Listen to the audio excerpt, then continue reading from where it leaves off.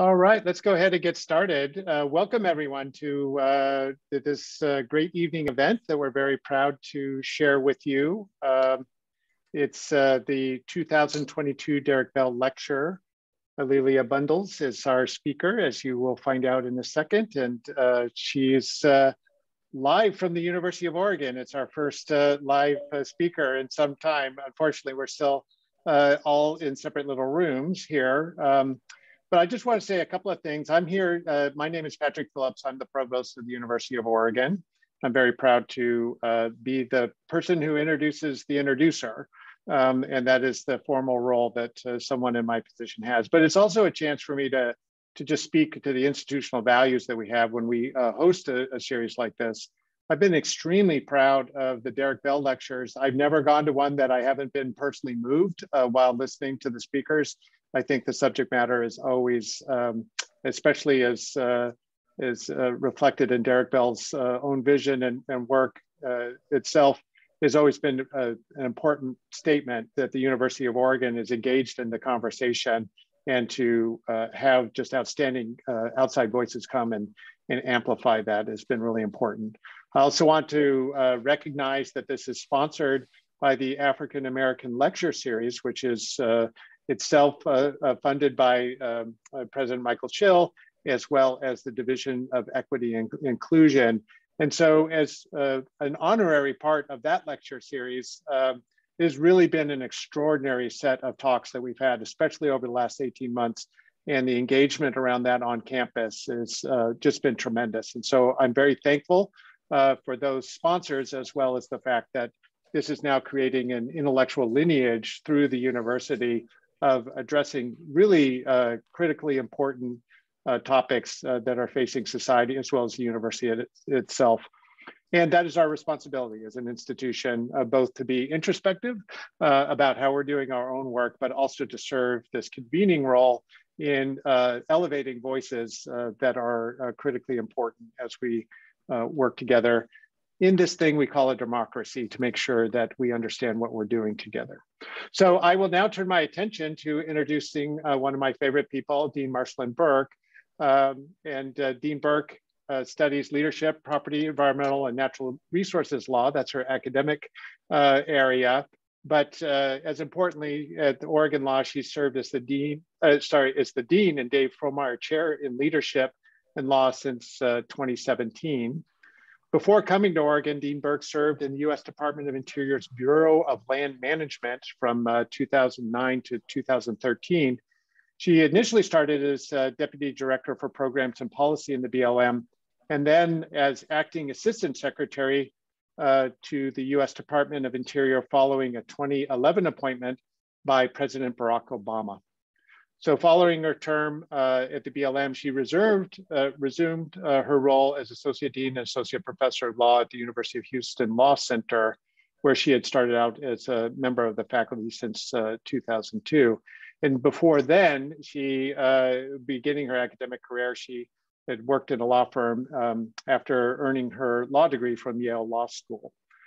So suffice it to say, Marcelin has been an important force for good and an intellectual leader for the law school, as well as a great steward of the Derrick Bell Lecture Series. And so I'll turn it over to her.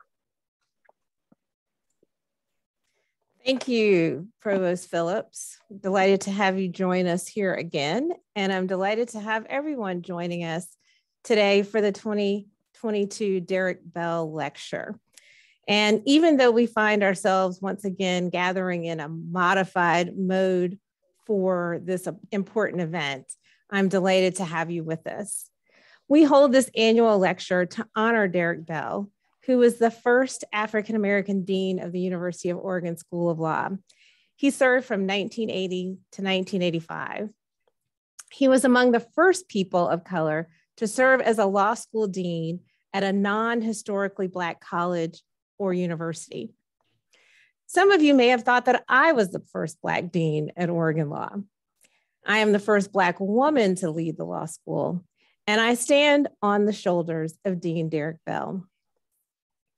Derrick Bell began his career in academia in 1967, and his work included groundbreaking service as a legal scholar, professor, and administrator. Recognized as one of the founders of critical race theory, Dean Bell's work changed the course of American legal scholarship with his work exploring structural racism. Our current national conversation about race reflects the continuing importance of Derrick Bell's work. While many of these discussions include misrepresentations and distortions and simply misunderstandings about critical race theory, the tone and observations reveal that our communities and our country still must work to understand and to come to terms with our history, and that racism indeed still persists. To help us with that conversation today, we welcome A'Lelia Bundles, an author and journalist whose work includes books about her own family, capturing their history, but also capturing the history of the times in which they lived. In addition to her work as an author, Ms. Bundles has had a 30-year career as an executive and Emmy Award-winning producer with ABC News and NBC News. Her resume of service includes the Columbia University Board of Trustees and the National Archives Foundation. She is a graduate of Harvard College and Columbia University's Graduate School of Journalism. Her book, On Her Own Ground, The Life and Times of Madam C.J. Walker, chronicles the story of her great-great-grandmother, a successful entrepreneur, community leader, philanthropist, and political activist. Through this extraordinary narrative, we also learn about the politics, as well as the racism and sexism of the times in which Madam C.J. Walker lived. As with any work that explores history, we are offered an opportunity to learn about the past and connect the past to our current struggles and opportunities. Her book and the work and life of Madam C.J. Walker also speak to me personally.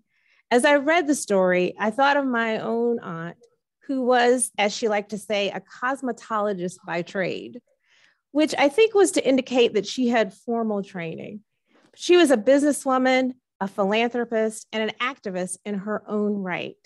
And the impact that Black women have had on their communities throughout the history of this country is something that I am indeed glad to spend some time celebrating today. Before A'Lelia Bundles speaks, I'd like to extend some thank yous. First, to President Schill for his continued commitment to the African American Workshop and Lecture Series.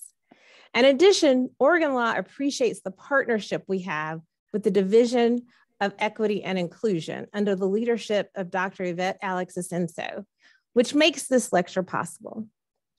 I also want to welcome Derrick Bell III back to the law school. He's actually viewing the live stream in room 110. We will have time for a few questions at the end. And for those of you online, we welcome you to post it in the Q&A function on Zoom. And if you're in room 110, we invite you to give your questions to the staff member in the back of the room who will submit your questions. And now I extend a warm welcome to A'Lelia Bundles to deliver the 2022 Derrick Bell Lecture.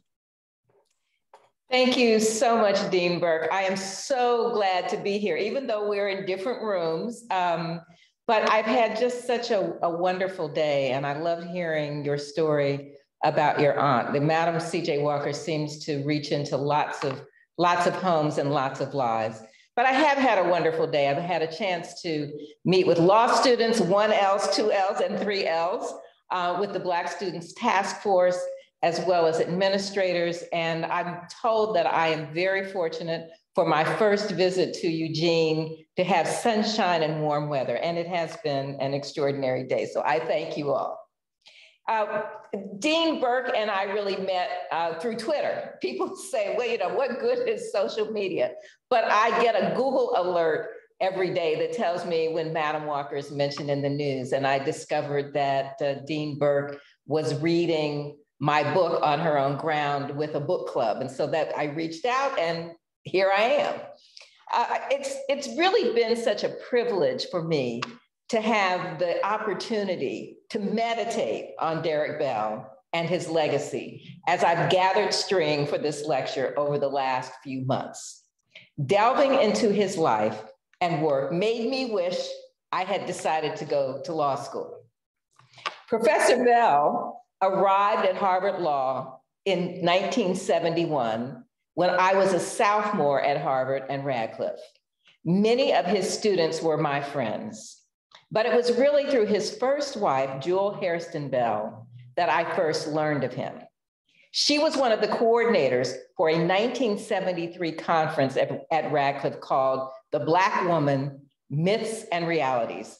During those early years of affirmative action, when there were more Black students in Cambridge and in the Boston area than there ever had been, and when all we overachieving Black girls were feeling the need to remind ourselves and others of exactly who we were and of the rich legacy of the women who had come before us. I was fortunate to be one of the students who worked with Ms. Bell on the planning committee for a weekend that included writers Alice Walker and Toni K. Bambara, historians Letitia Woods Brown, the first Black woman to earn a PhD in history from Harvard, and Nell Irvin Painter, and playwright Barbara Ann Tier, among a stellar array of women. Years later, I came to admire Professor Bell's decision to go on an unpaid leave of absence from Harvard Law School in April 1990 in protest because there were no Black women on the faculty. At the time, there were 60 tenured faculty members at Harvard, including 5 women and 3 Black men. It was not the first time that Derrick Bell had given up a secure position in order to remain true to his principles and to challenge the status quo. While doing my research for this evening, I learned that he had resigned from his post as dean at the University of Oregon's law school when the school would not hire 2 Asian American women for the faculty. One of his colleagues at Harvard told him when he was trying to make sure that a Black woman was hired, the colleague told him, "This is a university, not a lunch counter in the Deep South." Another said, "It's more important to maintain Harvard's standard of excellence than to improve the diversity of the faculty." As if there were no Black women attorneys of great intellect and integrity, who in fact could have elevated Harvard's standards with their presence. Clearly, this person had never heard of Constance Baker Motley or Debbie Roundtree or Pauli Murray, which is hard to believe if he were as smart as he clearly thought he was. So perhaps he had on blinders and was unable to see the brilliance because these women did not look like him. Derrick Bell remained steadfast in the face of such unenlightened comments, and those who knew him know that it was a particularly difficult time for him personally because his wife, Jewel, died of breast cancer in August of 1990. 8 years later, in 1998, Lonnie Guinier became the first Black woman to receive tenure at Harvard Law School. Lonnie, who was a senior at Radcliffe when I was a freshman, of course, was more than qualified for the position and distinguished herself as a brilliant scholar and a much beloved professor. Today, her son, Nicholas Bowie, is on the faculty at Harvard Law School and was a Supreme Court justice for a Supreme Court clerk for Justice Sonia Sotomayor. He and the other people of color and women on that faculty are part of Derrick Bell's legacy. The stand that Professor Bell took continues to bear fruit. Just yesterday, I read on the 19th's website that there are 28 Black women law deans in America. A Mississippi College School of Law database that lists the current 207 law school deans shows that there are 89 white men, 54 white women, 13 Black men, 28 Black women, 7 who are Hispanic or Latino men, 5 who are Hispanic or Latino women, 4 are Asian or Pacific Islander men, and 3 are Asian or Pacific Islander women. Today, there are many accomplished Black women attorneys in corporate law firms and small specialty firms, in Fortune 500 offices, as states attorneys general, at philanthropic foundations, and at civil rights organizations. in the Justice Department and in family court. As we know, several very accomplished women with impeccable credentials are being considered to fill Justice Breyer's position on the Supreme Court. Clearly, the landscape has changed since Derrick Bell put that stake in the ground. Change came about because he and others were willing to sacrifice some of their own comfort. But if we thought that by 2022, no supposedly well-educated, intelligent person would ever say something like, "This is a university, not a lunch counter in the Deep South," we were reminded just a few days ago that some attitudes are entrenched. When asked about the potential Supreme Court nominees, a current US Senator told a Politico reporter, "Number one, I want a nominee who knows a law book from a J. Crew catalog." What on earth would possess someone to say something like that?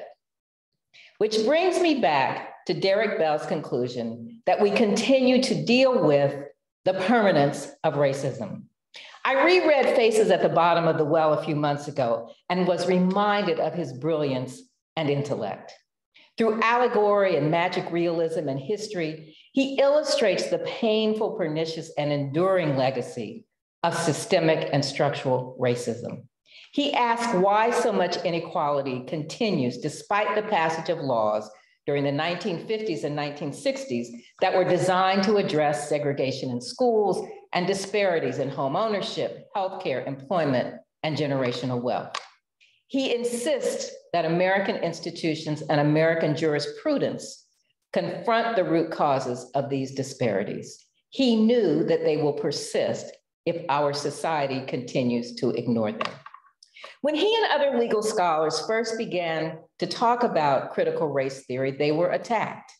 He was criticized for having a dark and pessimistic view of American society, vilified for saying that racism was a permanent feature. He was told that he was discouraging young people and leaving no avenue for reconciliation and improvement. In an interview, when he was questioned about this perspective, he said, "Telling the truth as you see it is never discouraging. It can be enlightening to really know. When you have a little success, you can celebrate it. But when you have setbacks or defeats, you aren't defeated." But here is one way to think about the concept of the permanence of racism. The permanence of racism does not mean that things don't change or that things don't get better or that more doors don't open, but it does acknowledge that the dynamic of backlash is persistent and perpetual. The only way that racism does not remain permanent is if a society is willing to examine itself and correct the errors of the past. The permanence of racism recognizes that great progress is often met with intense pushback. Some obvious examples. The right to vote granted to Black men after the Civil War resulted in thousands of Black men voting, hundreds being elected to state legislatures in former Confederate states, where they often were in the majority in some districts, and a few being elected to Congress and the United States Senate. But that step forward toward repairing the damage of almost 250 years of slavery, the lack of compensation for their labor, and the denial of basic humanity resulted in a systematic campaign to take away the right to vote through intimidation, violence, and lynching. The progress of Reconstruction was met by what former Confederates called redemption. And if ever a word made clear the goal of stamping out progress, suppressing rights, and seeking revenge, it is that word, redemption. The Jim Crow laws that grew out of redemption ensured several decades of disenfranchisement. The permanence of racism that Derrick Bell talked about manifested itself when the success of Black business owners and Black professionals was resented by members of the Ku Klux Klan and local white community leaders. Those uppity people had to be put in their place. The destruction of Tulsa's Black Wall Street in 1921 is just the most publicized event, but hundreds of people fled Southern towns and farms after a family member was murdered by the Klan or chased from their land. When Black veterans returned from World War I and World War II, expecting to be treated as full citizens, The reaction was to put them in their place. When white veterans were buying homes in the new American suburbs in the 1950s and taking the first steps in building generational wealth for their families, housing covenants kept Black veterans out of those communities. When Brown versus Board of Education made separate and decidedly unequal schools illegal, the reaction was swift. Segregation academies were established. The increase in Black voters that began with the passage of the Voting Rights Act of 1965 has been met with ongoing efforts to dismantle those rights. Literacy tests and poll taxes have been replaced by the gutting of key provisions of the law. It is not necessary to stage a lynching to make people afraid to vote if a state legislature gerrymanders the voting district in ways that dilute voting power, and if the Supreme Court enables that disenfranchisement. As Columbia Law professor and one of the architects of critical race theory, Kimberly Crenshaw has said, the so-called American dilemma was not simply a matter of prejudice, but a matter of structured disadvantage that stretched across American society. Last night, I had a brief conversation with Professor Bell's wife, Janet Derrick Bell, who carries on his legacy and whom many of you know. We actually talked about midnight because she was grading papers and I was still working on my speech. And although Professor Derrick Bell once wrote that he had thought he had received more credit than he deserved for the movement's origins, Janet told me that she thought he would be pleased that he is now called the godfather of critical race theory. I hope he would also be happy and pleased that he continues to make good trouble from the great beyond, like some of his characters in Faces at the Bottom of the Well. There were so many topics that I could have focused on this evening: voting rights, voter fraud, the Supreme Court's decision in Alabama, NFL coaches, January 6th, and how the efforts to reinterpret an attempted coup has parallels to the fairy tales that some people tell themselves about the origins of the Civil War. But I wanted to talk about how history is taught and how that relates to critical race theory.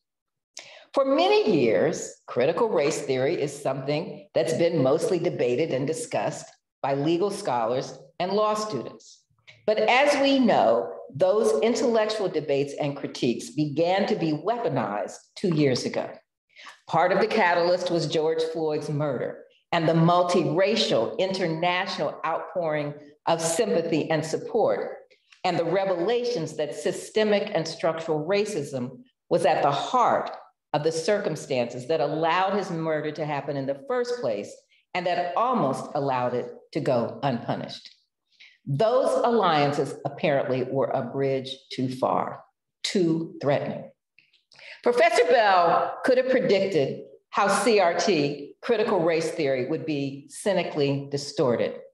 He could not have predicted how it would have been distorted, but I suspect he wouldn't be surprised at who is doing the distortion.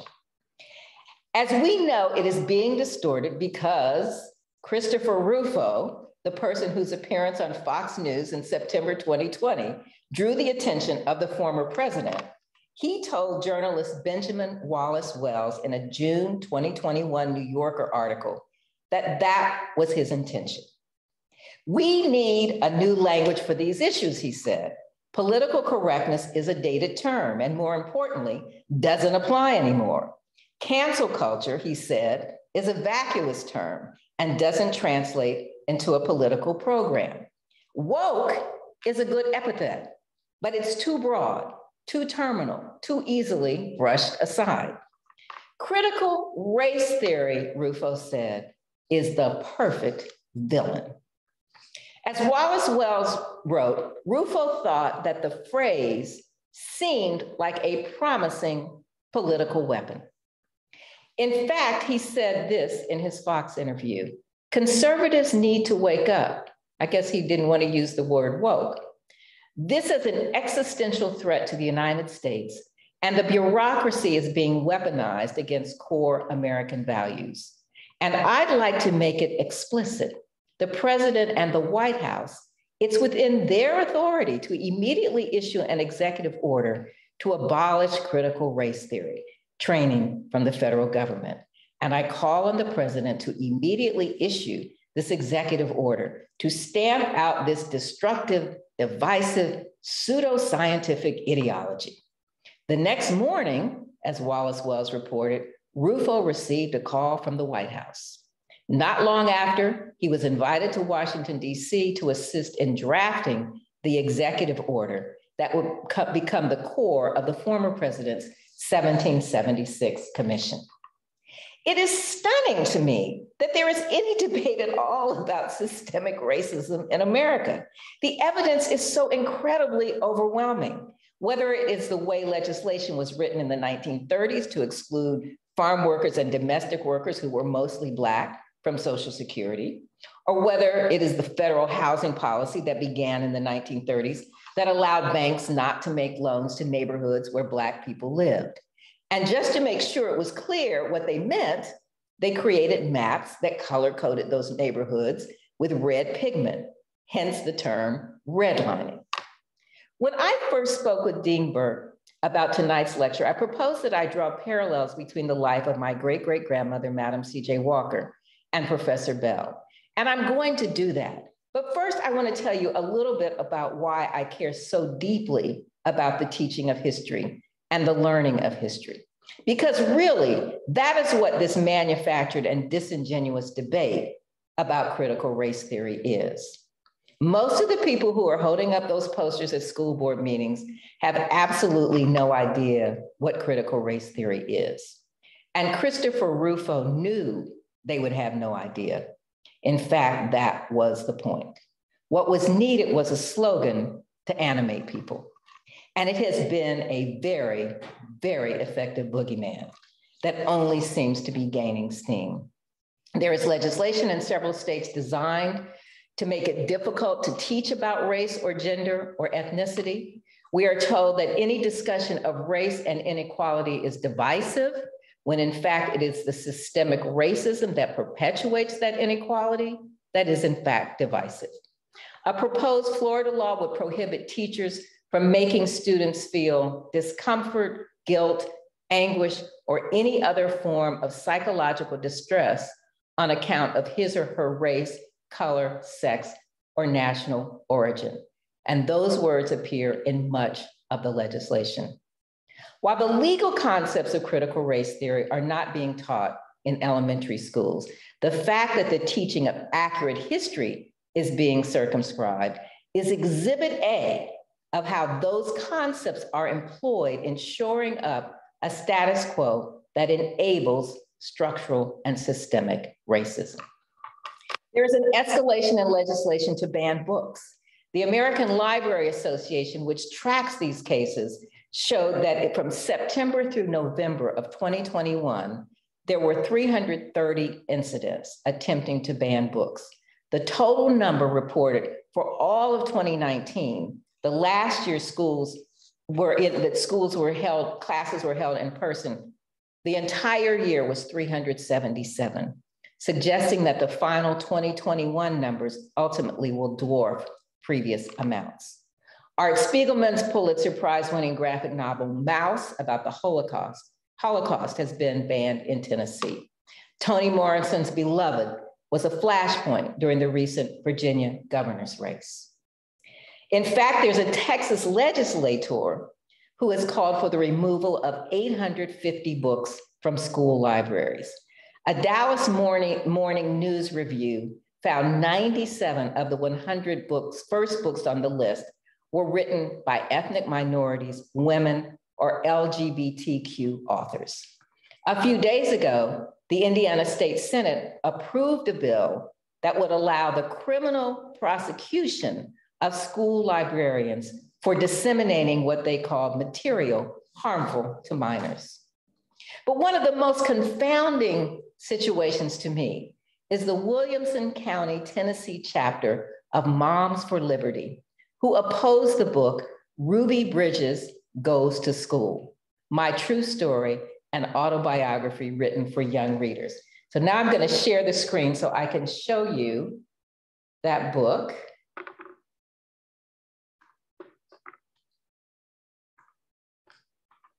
There. Yay, I don't know, those of you who do Zoom, you know, it's always a relief when you actually get the picture up there. So here it is. So when I see this photo, I see a brave little girl surrounded by white US Marshals who are protecting her. They are enforcing the law. They are doing their job. But an equally significant image is happening out of frame. These mothers see 6-year-old Ruby Bridges as a threat. And while there is no way for me to know what is in the minds and hearts of these Tennessee mothers who want to ban this book in Williamson County, because they say it will make their children feel uncomfortable, I do wonder if they have any idea of how uncomfortable Ruby Bridges was every day, and if they know that her parents lost their jobs, or that she sent a letter to Santa Claus one year saying that all she wanted for Christmas was for her father to get his job back. So this Twitter meme is food for thought. If this child was strong enough to survive it, your child is strong enough to learn about it. And it begs the question about why they are so threatened by Ruby Bridges' story. Why isn't her story an opportunity to teach their children that racism is bad, or that bigotry harms the bigot as well as the target of the bigotry, or that the world is a better place when we respect other people? My good friend Michelle Norris, who is a Washington Post columnist, wrote these words last summer after learning about the Williamson County mothers who didn't want their children to learn about Ruby Bridges. When a former federal marshal named Al Butler died almost a decade ago, he asked his wife to spread his ashes in front of an elementary school in New Orleans, where he protected Black children as they tried to integrate white schools. He made this request because he said it was the most important work of his life, and he wanted people to always remember. Like Professor Bell, Michelle believes that it is important to tell the truth. We do our children no favors, she writes, if we only feed them a steady diet of fairy tales that sidestep life's complexities. We commit long-term harm as guardians when we sanitize history in the name of protecting our kids from feeling bad about themselves. What's really at work is adults trying to outrun a sense of shame. And so as I thought about Ruby Bridges and I thought about my own journey to writing books and learning history, it took me back to me in first grade. And I'm 2 years older than Ruby Bridges. And I went to a predominantly white school. The very first year, there were a dozen Black kids in my school, but I did not face what Ruby Bridges faced. I did not have anybody trying to keep me from coming. In fact, I was welcomed and my mom was president of the PTA. So I had a very different experience. I was a good student. I enjoyed school. I had lots of friends there. But I also was a kid who loved to read. I was one of those kids who went to the library in the summer and filled in the pie chart when I read different topics, books about different topics. And I was particularly drawn to biographies. But these were the biographies that were in my library: Woodrow Wilson, Molly Pitcher, Susan B. Anthony, Louisa May Alcott. There were no Black women, at least not that I saw or that the librarian showed to me. And I don't know if there were any Black men. I think there might've been a George Washington Carver. But I remember reading Newt Rockne, the football coach at Notre Dame. But I just love the storytelling. I love biography, but I was not in those books. There were 186 titles total in that series, 37 women, 4 Black men, 3 Black women who were not in my library, 2 Native American women, 1 Pacific Islander, and 0 Asian Americans or Latinx people. Now, I had a family who loved to read. My grandfather bought us encyclopedias, so my learning was supplemented. But I never had a Black teacher or a book by a Black author in my library in elementary school. But I did spend summers in Pine Bluff, Arkansas with my great aunt and my grandfather. And I went to the library, the Black library, the colored library in Pine Bluff, Arkansas. And that was the first time that I ever checked out a book by a Black author with pictures of Black children in them. When I got to high school, my history book was a book that was very much influenced by the Daughters of the Confederacy and the Dunning School of History, which basically said Reconstruction was a horrible thing and that it was the fault of the Northerners who harmed the South. But my history book said, once slaves had been put to work on American plantations, they were seldom cruelly treated. And since it was in the interest of the master to keep them healthy and contented, they had little protection, however, from the occasional vicious owner. Now, I will tell you, I remembered that word contented decades later. I didn't have a copy of the book. I eventually got a copy of the book. But when I thought about my history class in high school, I remembered thinking that, and my memory is that I was the only Black kid in the class. One of my friends says she was in the class, I think as teenage girls do, maybe she and I weren't talking that week because I don't remember, but I just remember I felt alone and I knew it wasn't right, but I didn't have anything to push back, any way to push back about it. And I, years later, learned it was William Archibald Dunning, who was at Columbia University, who created this Dunning School of History. I will say Eric Foner has redeemed Columbia University, where I went to graduate school in journalism, because of his important work on Reconstruction. And it was these United Daughters of the Confederacy who influenced textbooks. They were sending out literature and they were trying to elevate the South and the lost cause. They were very effective. But while I was in school, I was a good student in school. I got an A in that history course, but I still didn't like history because I didn't see myself. It seemed no connection. But I was editor of the newspaper. I had already learned how to investigate and dig deeper, but I didn't know what the sources were. And when I went to I graduated from high school in 1970, and my 50th reunion was supposed to be 2 years ago. COVID prevented that from happening, but on our committee, as we were talking, we would meet every other month and talk about things. And we happened to be meeting last May when the centennial of the Tulsa massacre was happening. And my classmates, all of whom were white, they're sitting around a table or somewhere on Zoom.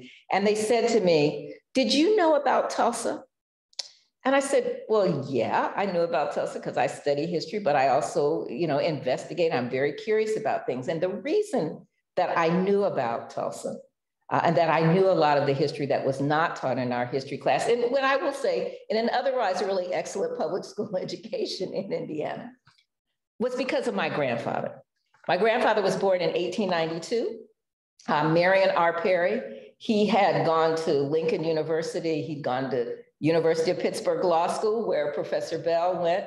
And he had an entirely different interpretation of Reconstruction and of what happened, because his family had been involved in the history. And he told me about his father, who had been born in 1858, who was working on a cotton plantation in Arkansas, who the Quakers sort of rescued and enrolled in a small school in Arkansas, and then sent him to Lincoln University, where he was valedictorian of his class in 1888. But also about my grandfather also told me about his grandfather, Henderson B. Robinson, who lived in Tennessee, had grown up in Tennessee, had lived in Memphis for a while, and then moved to Arkansas during Reconstruction and was elected to the state legislature and elected superintendent of prisons, attended the 1876 Colored National Convention. And it was his mother, Henderson B. Robinson's mother, who was freed because of a legal case. But none of these stories was told in my history class. All I knew was that, Negroes were slaves, not enslaved people. They never fought back. They never tried to rebel. They never wanted their freedom. They were contented.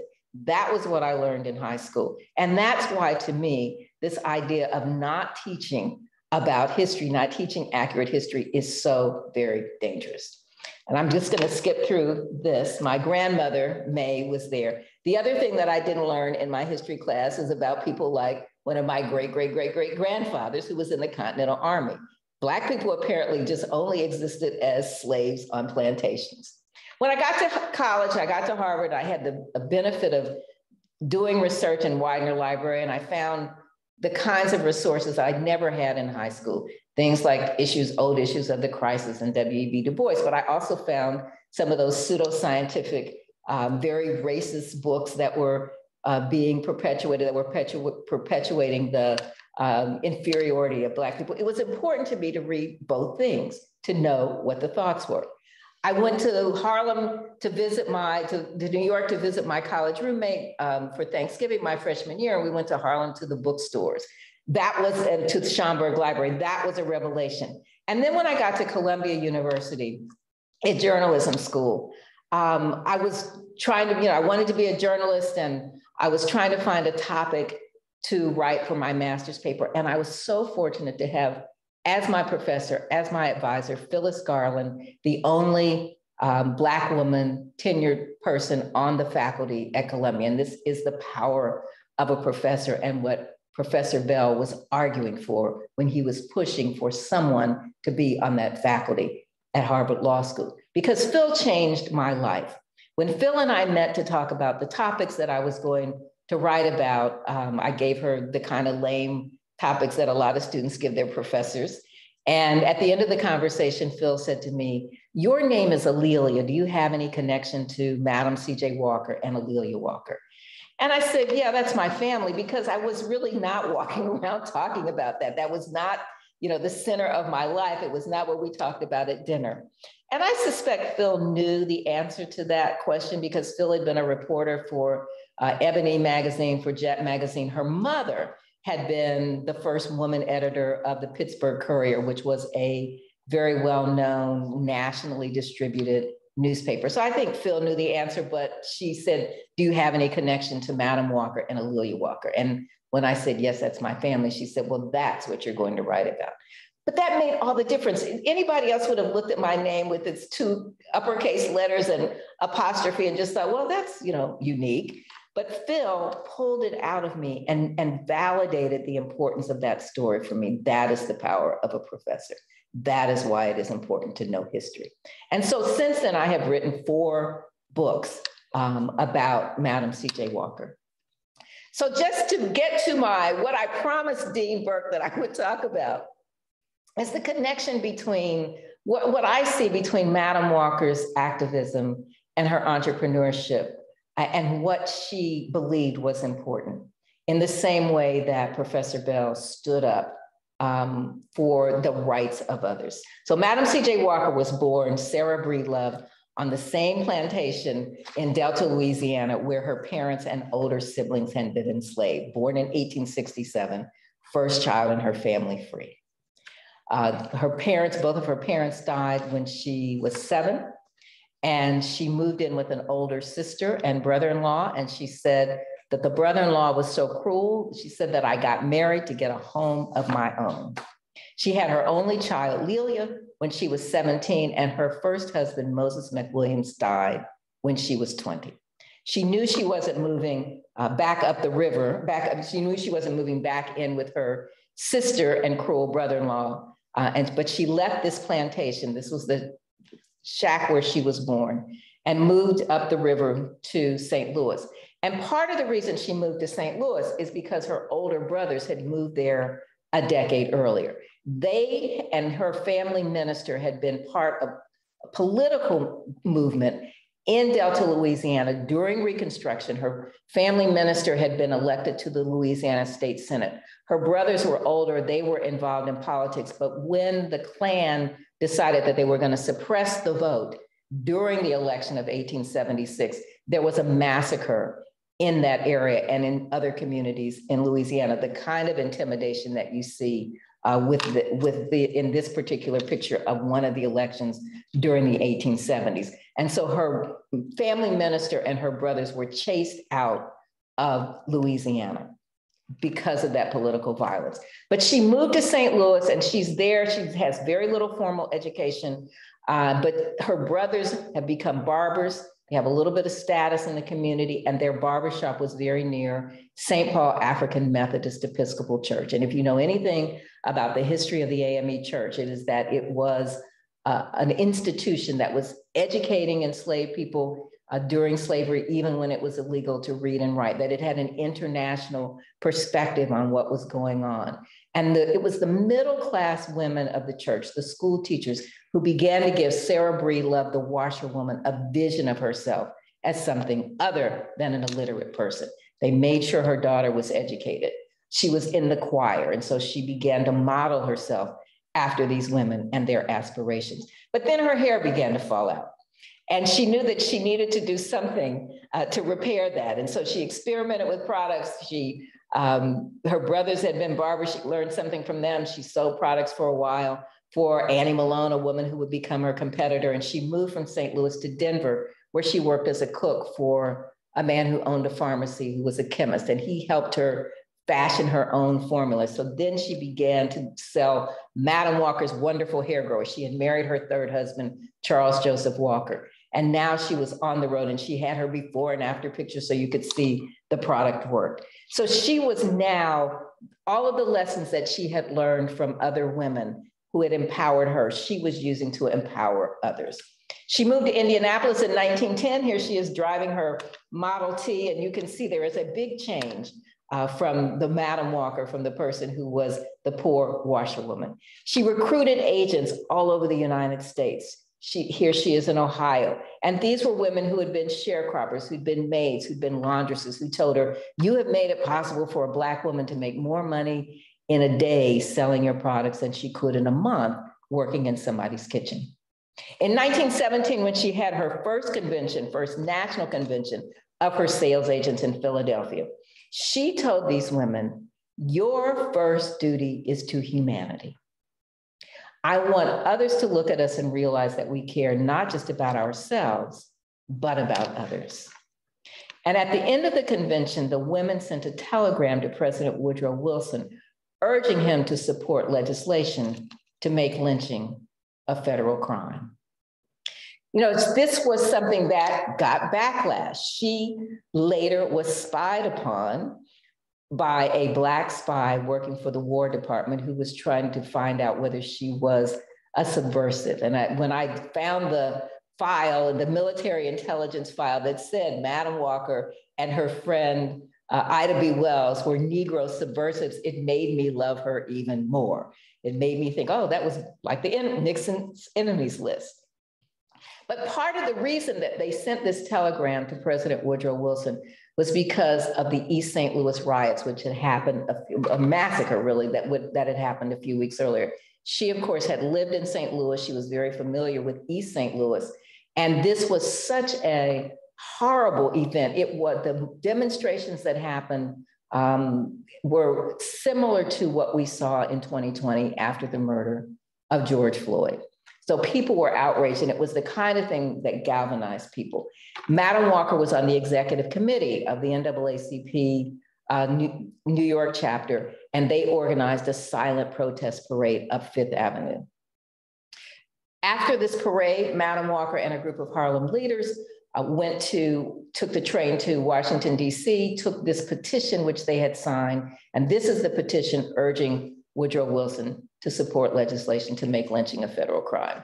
And I won't go into Woodrow Wilson. Those of you who know who Woodrow Wilson was and his history in terms of domestic issues, that he was not doing that. Madam Walker moved to New York in 1916. As she was becoming more influential, she wanted to be a part of the conversation, a part of the political conversation. Her daughter had persuaded her to move to have a presence in Harlem. In 1913, they built a building that was designed by Vertner Tandy, the first licensed Black architect in New York, but who also was very involved with the 369th, the soldiers from Harlem who fought in France. And when she had her opening party at Villa Laurel during August of 1918, her guest of honor was Emmett Scott, who was the Secretary for Negro Affairs in the War Department. She was very outspoken about what she thought the rights of Black soldiers, and for that she was criticized, but she held her ground. And so if I can, and here's the soldier, so if I can be so bold, I will say that Madam Walker represented the courage of someone like Professor Bell. And those seeds that she planted with her agents in 1917, telling them that their first duty is to humanity, making sure that they were politically aware, actually continued forward through many generations, because the beauticians who tapped into that were very involved in helping to organize the March on Washington. And my good friend Tiffany Gill, who is a history professor at Rutgers, has done research for her book, Beauty Shop Politics, where she learned that the beauticians helped to pay for the buses that sent people to Washington, D.C. for the March on Washington. So I'm going to stop sharing. And I want to, before we take questions, just to tell you some of Madam Walker's words. And she would say that people often ask her the secret to her success. And she would say to them, there is no royal flower-strewn path to success. And if there is, I have not found it. For whatever success I have attained has been the result of much hard work and many sleepless nights. I got my start by giving myself a start. So don't sit down and wait for the opportunities to come. You have to get up and make them for yourself. Thank you.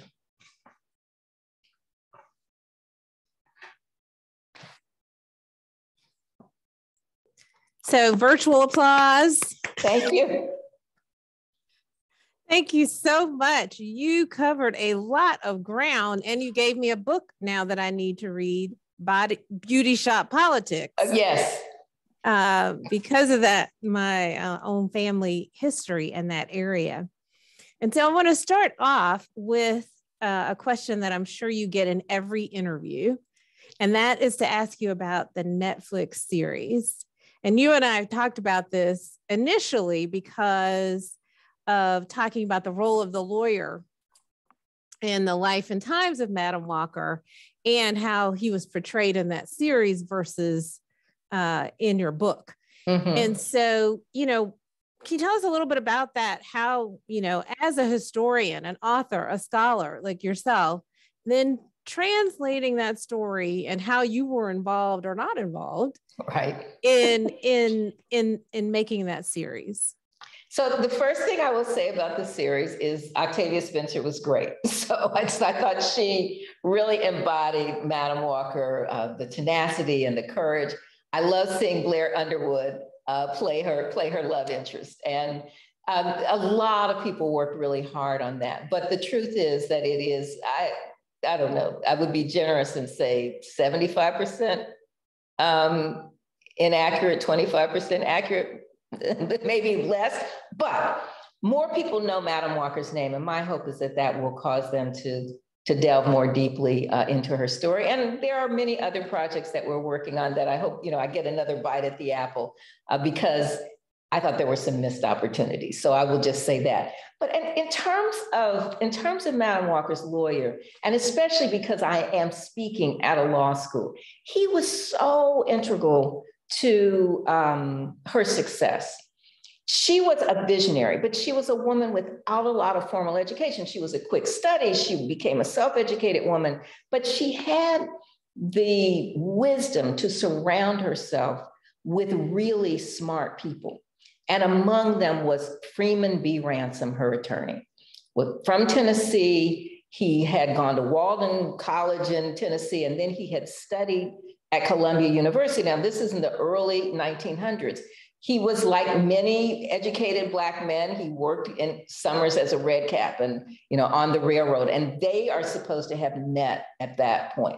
He moved to Indianapolis after he finished studying law, and she began to hire him for, you know, small deals for contracts. And ultimately he became what she called the general manager of her company. That was just the term of the time, but I would say he was general counsel, CFO, CIO, CTO. He embodied all of those things.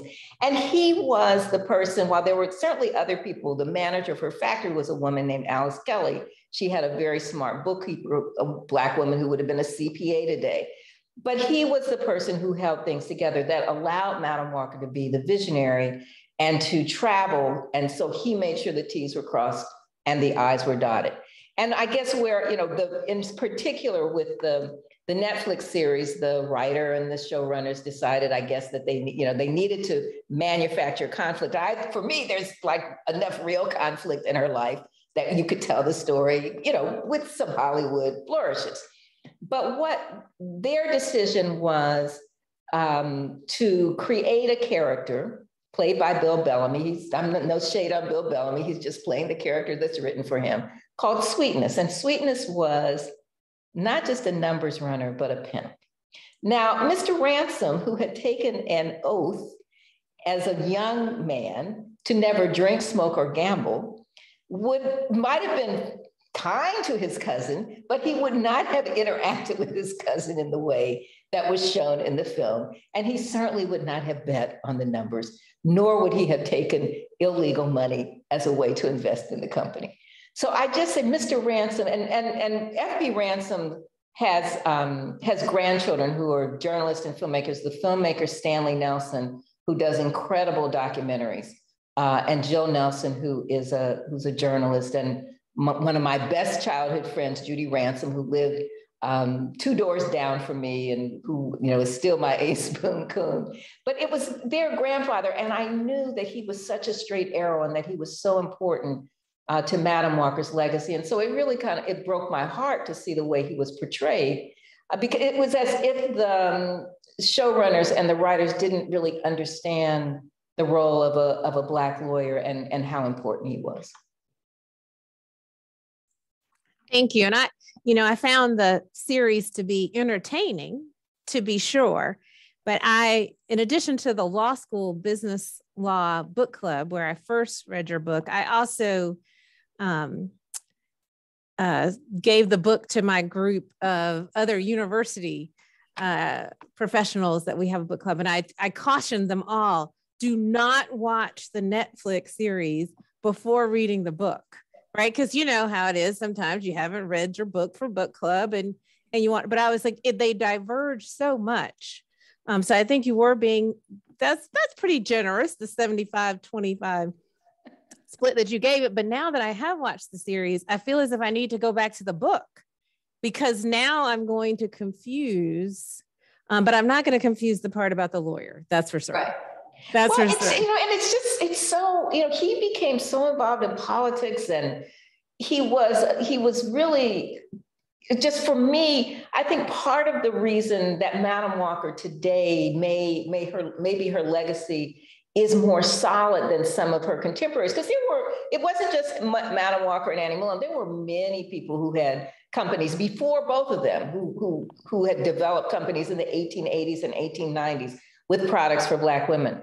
But it was his setting up systems, his meticulousness about record keeping, paying her taxes on time, all of those things that were so important, and keeping the records, which means that we have literally tens of thousands of her letters and business records that allow me to tell the story. Well, that was the lawyer who knew that was important. Absolutely. So our next question from the audience, it says, this is coming from Professor Stuart Chin, and he says, critical race theory rightly focuses our attention on social structures that help explain how whole classes of individuals are systematically disadvantaged. And Madam C.J. Walker also provides a striking example of someone who achieved incredible success, notwithstanding those systemic disadvantages. So how do you think about the interplay between the agency of individuals and social structures? Really great question. And I tell you the thing that reminds me of is that I will sometimes see people, you know, especially on the right, writing about Madam Walker, and it's, oh, this is the, you know, up by her bootstraps, didn't need public assistance, didn't need any of those things, you know, that she just sort of sprang from the ground and was a successful person. But the truth is that she was supported by other women. It was that network of women who were in the National Association of Colored Women when there was no public assistance, but who created institutions, who created structures that helped those women to be able to take care of their children, that helped them when they didn't have enough to eat, when they might have been near homelessness. So she was supported and empowered by other women. And then she turned around and did the same thing. She saw part of her philanthropy was supporting Black institutions because she knew that she had not been able to go to schools. She wanted to make sure that other people had the opportunity for an education. She made sure that her employees had paid vacation, that they had pensions. She was very smart about that. But the personal agency, I mean, yes, your personal drive is very important, but she absolutely understood that nobody makes it on their own. And she knew that there was racism and discrimination. You know, when she traveled, she had to ride in the Jim Crow car, which she tried to create homes. She knew that people needed homes. So she was beginning to invest in real estate. And she encouraged her sales agents to buy homes, to use some of their money to give to charity in their communities. But as she was encouraging them to buy homes, she had no idea that those Black neighborhoods to which they were consigned were going to be redlined. So all of those investments that they had made didn't appreciate in the same way that somebody maybe a mile away would have. So yes, it is about your personal drive and your personal commitment. And she said, I got my start by giving myself a start, but she would have said that there were others who helped her. And she would have said that we all need a network and a support system, and we need not to have barriers, federal laws, and other kinds of barriers that are set up intentionally. Absolutely. So the next question comes from our VP for University Communications, Richie Hunter. So first she starts out with, you and your family have been such major influences for many of us. And we're privileged to have you with us here today. And she's particularly interested in your opinions about critical race theory. She says, isn't critical race theory basically American history, or is that too simplified an interpretation? Well, yes, it is. It is just another way of adding in some other dimensions that have been left out. You know, when I think about my history book told this much of American history because there was a goal to have a narrative that we were always on the upward trajectory, but it left out people of color, it left out women. It didn't tell those stories. So, critical race theory, as we know, it's a way of framing, looking at society and looking at how laws make an impact on us. It's not just American history, but it is a way of putting another lens on something and saying, it's not, we have to think about the fact that many of the people in that room during the Continental Congress owned slaves.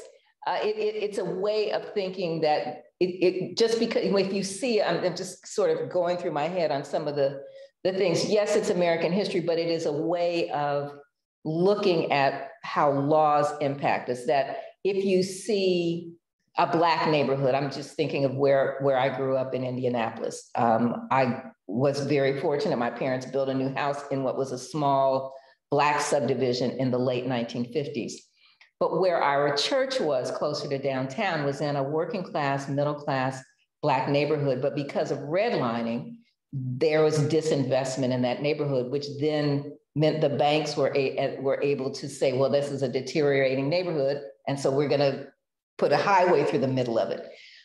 And that for people who don't know, for some of my classmates from high school who just know, oh, there was that Black neighborhood and it was kind of deteriorating, the impression might be, if you don't really learn the framework, is that, well, I guess those Black people just didn't take care of their house.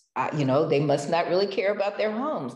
As opposed to the banks were told that they didn't have to lend money if you needed to fix your roof. And it was intentional that those neighborhoods were allowed to deteriorate. So it's a framing of a way to look at American history. So you don't just think, things happen, there's a cause, things happen for a reason, and that helps you frame it. Next question is about your role as a speaker and a scholar in continuing to bring, attention to these issues. So how do you think about yourself, your place in history? So, I write the books that I wish had been written for me.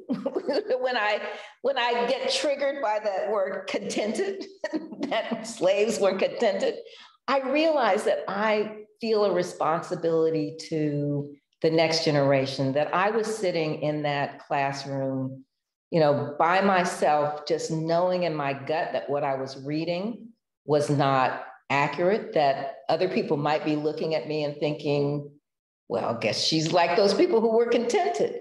And I want to make sure that another generation has the armor they need, and they have the truth and they have the facts that they need in order to understand the history, not to blame somebody else, not to feel shame about themselves, but so that they understand what was going on. So I see that as my role. I mean, I worked as a journalist for 30 years and really had the great privilege of working with some wonderful people, being able to travel and tell some great stories and learn how to be a storyteller. And now it's just a joy to be able to share that story with others, because Madam Walker's story is just so inspiring, and Dean, as we were talking earlier, I've just been invited to be a visiting fellow at Indiana University, IUPUI, the Indianapolis campus of Indiana University, which happens to be right across the street from the Madam Walker Legacy Center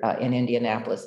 And the director of the center, Les Etienne, and I have been talking over a period of months and thinking about ways that I could talk with students or interact with students. And he really came up with this framework where we have a couple of scholars who are advised by the faculty, but with whom I interact. We have an annual lecture, maybe something like this lecture, and then a series of conversations where I try to bring together a thought leader from Indianapolis and somebody in the same profession who I've met along the way. So I feel that this part of my life is an opportunity to sort of download some of the things that I've learned and share the good fortune.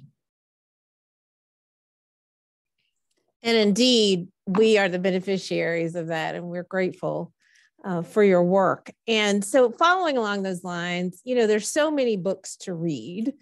And I know your house overfloweth with books.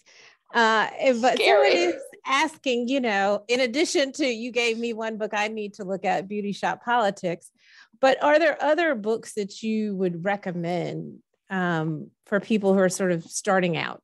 Absolutely. Well, I'm almost finished with my biography of Madam Walker's daughter, A'Lelia Walker. So we're editing the last 7 chapters. So I hope that will be out early next year. So put that on your list. Definitely add that to our list.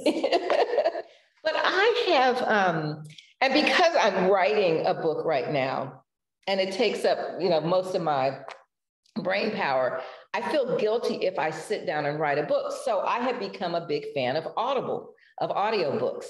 And right now I'm listening to Ira Katz Nelson's book, When Affirmative Action Was White. I just listened to 1619. It is so different from the way that it is portrayed, by people who just don't want it to be taught. I finally read Brian Stevenson's book, or listened, Just Mercy, The Color of Money. I listen to it's usually nonfiction that I listen to, but I also just listened to the love songs of W.B. Du Bois, which had gotten a lot of attention. And it's really kind of an epic novel. So I'm always listening to things to educate myself, and then sometimes getting kind of angry when I'm listening, but realizing that I need to know this information. It helps me, frame things and understand what's going on. And I'm going to add a book to that list. This Is My America by Kimberly Johnson. And she's here at the University of Oregon. She's over undergraduate education and student success. So I'll add that to them as she's known as Kim Johnson as the author, that I would add that to the list of books to read or listen to. It is a great read. Well, I have a question from an undergraduate student in anthropology, and she's a woman of color. And she says, as a prominent and successful Black woman, what advice would you give to women of color undergraduates now? What messages and legacies do you hope to leave for the next generation? Okay, that's a big question. It is. I think that when I think about my undergraduate years, things that I should have done, or that I wish I'd done, or things that I did do, I really did try to take advantage of the opportunities that were available to me. It helped me. It led me into a career in broadcasting. I didn't want to work for the school newspaper at Harvard because there weren't very many people of color, and it just seemed not a very welcoming environment. And so I didn't do that, but I did want to do something. And so I became a DJ, a jazz DJ at the radio station. So I learned something and I had fun. And having fun, I think, is a really key part of your undergraduate experience too, but also to learn something. There's some things I wish I had done. I wish I had studied abroad. I wish I had gotten up early in the morning to go to language lab and become proficient in a language. So I would just say, if that's an option, to think about that.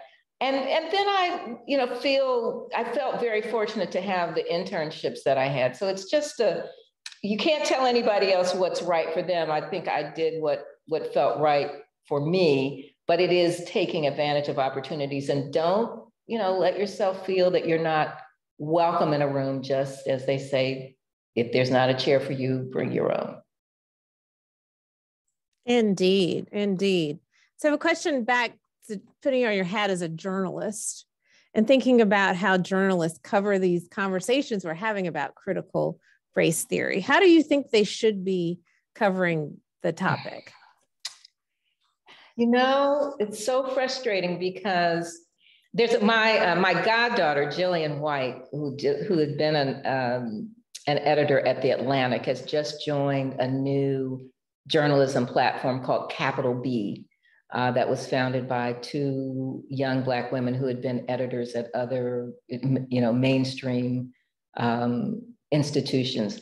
And they did that because they wanted to make sure that the perspectives are being covered, that the stories are being covered. And one of the things in some of their early interviews, they said, why did it take so long to ask how Black parents felt about critical race theory? Because all of the media, many of the stories were being focused on the fights and the posters and the screaming and the disruption of the school boards by people who were opposed to having their children learn Black history, saying it was critical race theory, which it wasn't, but having their children learn about transgender families, children, to learning about people of color. And so that story, because it was the conflict, is what was being covered. I am pleased to see within the last few weeks, much more coverage of the pushback. And so I think that balance is starting to be there, but it is a part of the threat to democracy, that books are being banned, that teachers and librarians are being told they can be arrested if they assign a book, that a parent can sue a teacher, and that teacher can't get the money to pay from anywhere else, that they have to take it out of their own pocket. Look, these are really undemocratic ideas. And so I'm glad to see that there is pushback on that. All right, and continuing on with this idea about critical race theory and critical thinking, right? Law schools, we teach critical thinking, right? And many schools, that's sort of the strategy or the pedagogy there, is to talk about critical thinking. So this person asked, how does critical race theory differ from that?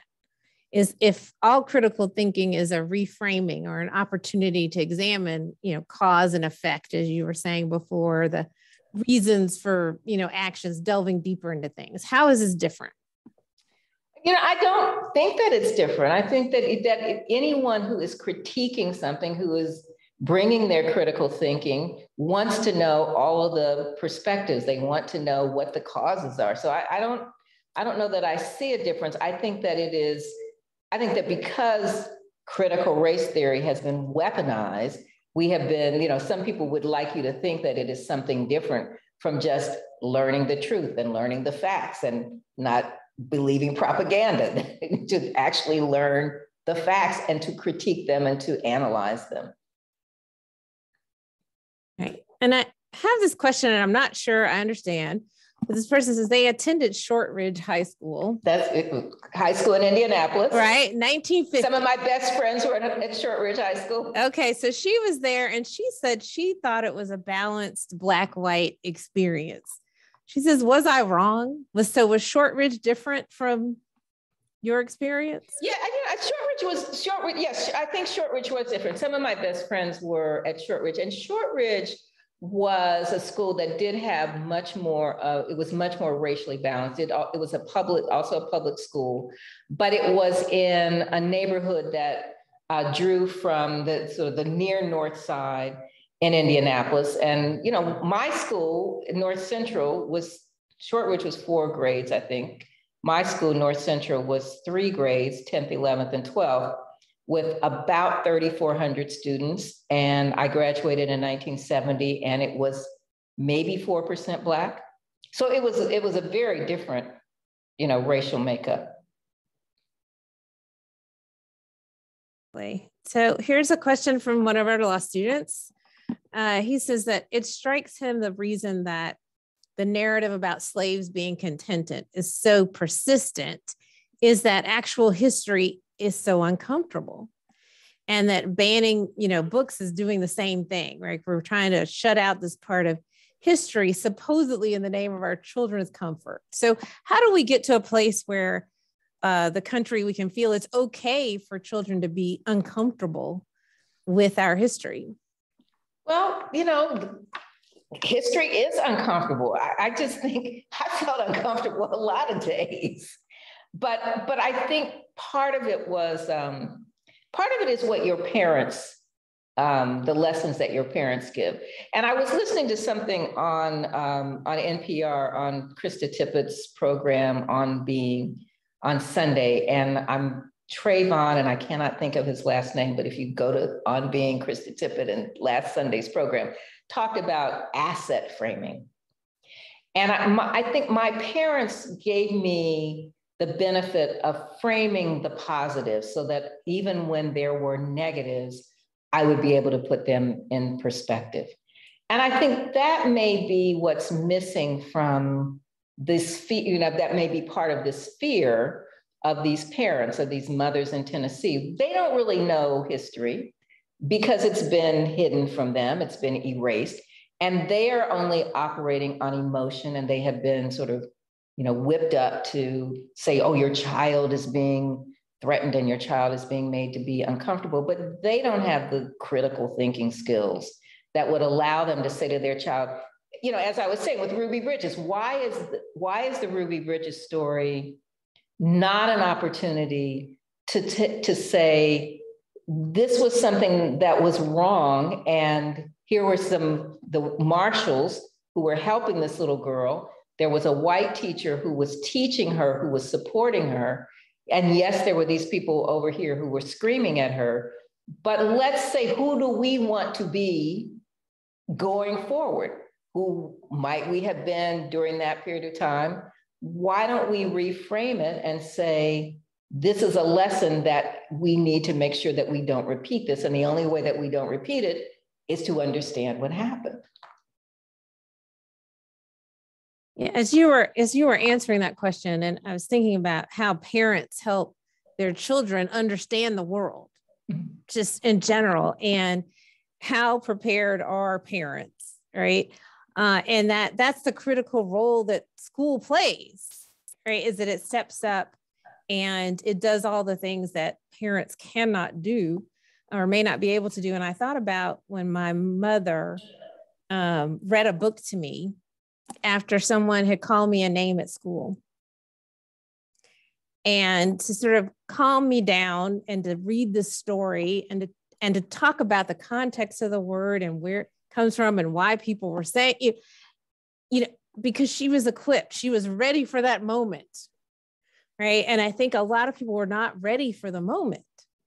And so in not being ready, there's this fear, this reaction, this fight or flight kind of reaction that we're seeing in the country, and making it so important that maybe people can receive things a little bit better also through the telling of the story, those biographies that you were attracted to as a child, and the telling of this story of your great-great-grandmother, and how people could see that what she was battling against, and yet was able to overcome and to achieve, and to take so many people with her, right? Because one of the questions from our director of communications, Anna Sherwood, was, how many Black women were impacted?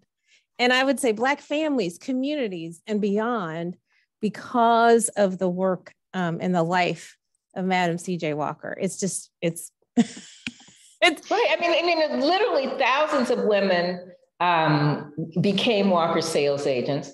But that's still a really small dent, in the overall community. But because she said to them, and she gave prizes at her 1970 convention, not only to the women who sold the most products, but to those who contributed the most to charity in their communities.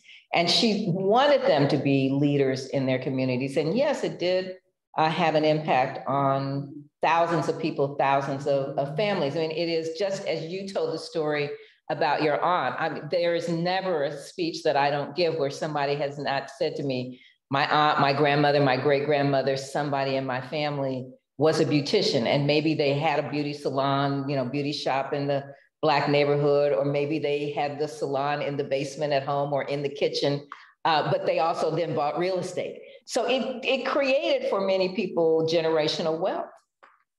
Absolutely, absolutely. And we're coming to the end of our time together, and it has been so delightful. People are thanking you in the comments for really how much you covered in such a comprehensive and comprehensible way. And we really appreciate you coming and sharing this time with us. And I want to add to my thank yous, Jennifer Geller. Jennifer is taking care of me. She's so kind. So yes, thank you, Jennifer. So she is wonderful in so many ways, and behind the scenes always. And so I wanted to make sure we didn't wrap without thanking her. So again, thank you. Thank Jess for doing the technical piece too. Thank you. And Jess Yates for being there this evening to make sure we were all online, even though I was on the wrong link. It's okay. So we are wrapping up our 2022 Derrick Bell lecture with Alelia Bundles, who came to share with us her perspectives on Derrick Bell and the life of her great-great-grandmother, Madam C.J. Walker. Again, I thank you for joining us at Oregon Law, and I hope that you have a wonderful evening. Thank you.